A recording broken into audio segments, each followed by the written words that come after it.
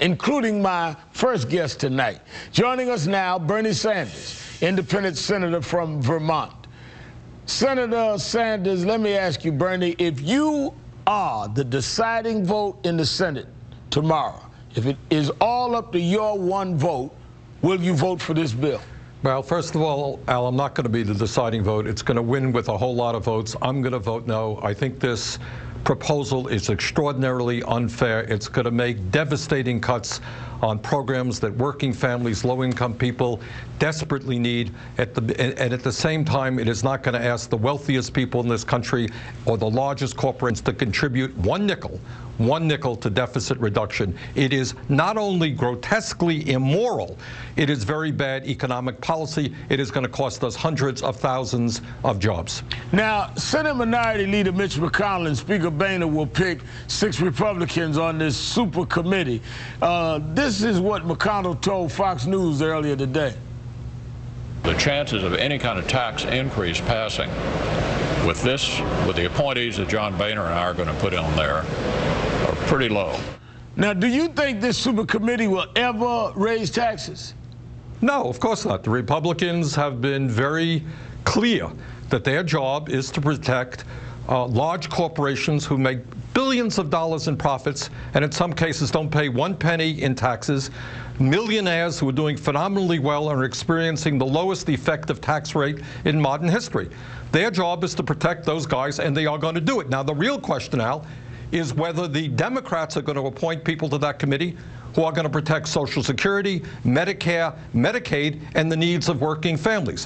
One of the issues that has not been discussed is that this super committee is going to have everything on the table, including Social Security, including Medicare, including Medicaid. And I worry very much that with all kinds of Republicans saying, cut Social Security, cut Medicare, with the president talking about cutting Social Security, raising the eligibility age for Medicare, I worry what will happen to Bernie, those. Gene Sperling, the National Economic Council director, said this bill has everything you want this morning on MSNBC. Take a look at this.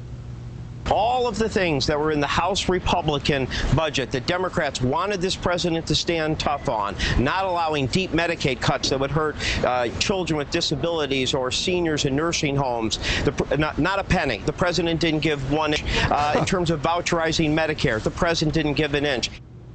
I mean, what is your response? They're saying Social Security, Medicare, Medicaid is not on the table. No, that's absolutely wrong. Look, this is a complicated bill with 2 steps. The first step will cut $900 billion in discretionary programs. That means Head Start, that means education, that means Pell Grants, that means environmental protection, that means affordable housing. That's the first $900 billion. Then you go to the super committee that has to deal with $1.5 trillion. Let me be very clear. Everything is on the table. Now, I'm not saying that they will necessarily cut Social Security, Medicare, or Medicaid. They may not. They may go to the sequestration provision, in which, by the way, Social Security is exempt and Medicare benefits are protected. That's true. So they're not on the table. Al, they are on the table for the committee. If the committee does not reach a solution, which could call for cuts in Social Security and Medicaid, then through the sequestration process, they will be protected. Okay. Once again, Al, let me be very clear. The super committee deals with everything. They have the power to cut Social Security and Medicare if the Democrats cave. All right. Thank you, Senator Sanders. Let's turn to Congressman